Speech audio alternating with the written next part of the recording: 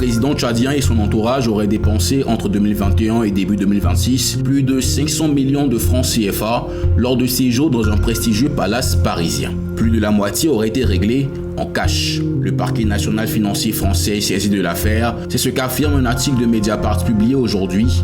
On t'explique. 867 533 € pour être précis.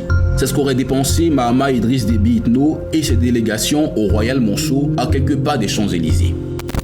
Dans le détail des factures, Mahama Idriss Déby Itno aurait par exemple, dans le cadre du 19e sommet de la francophonie en octobre 2024, réservé une chambre du palace, demandé un room service ainsi que des dîners et déjeuners importants, montant un peu plus de 38 millions de francs CFA pour 5 jours. L'intégralité de la somme aurait été réglée en cash. Sur son site internet, le Royal Monceau décrit ses chambres et suites comme baignées de lumière naturelle et révélant un style parisien chic. On y apprend que certaines suites présidentielles disposent d'une salle de fitness ultra moderne, de toilettes japonaises avec siège chauffant, de linge de maison sur mesure ou encore de literie à duvet d'oie.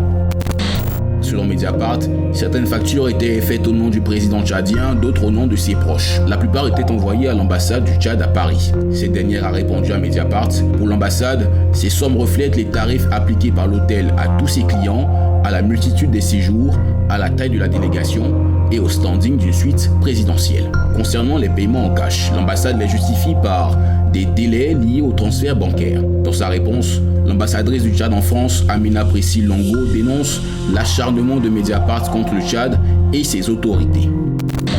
Déjà en décembre 2023, le média affirmait que Mahama Idriss Déby Itno aurait dépensé plus de 600 millions de francs CFA dans l'achat de 57 costumes sur mesure. Une enquête préliminaire avait été ouverte par le parquet national financier français pour détournement de fonds publics et recel.